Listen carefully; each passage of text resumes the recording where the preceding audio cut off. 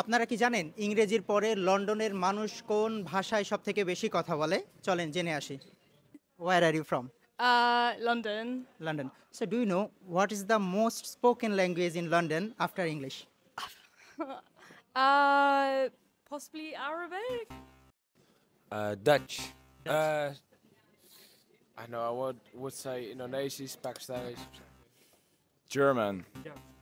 I heard Spain a lot.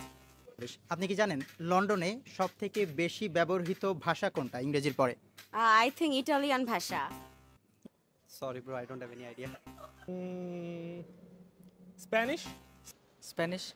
So Baba, do you know what's the most spoken language in London after English? After English, the Yeah. most spoken language is after English. Yeah, after English in London. Bangladesh. লন্ডনে সবথেকে বেশি ব্যবহার হয় বাংলা ভাষা।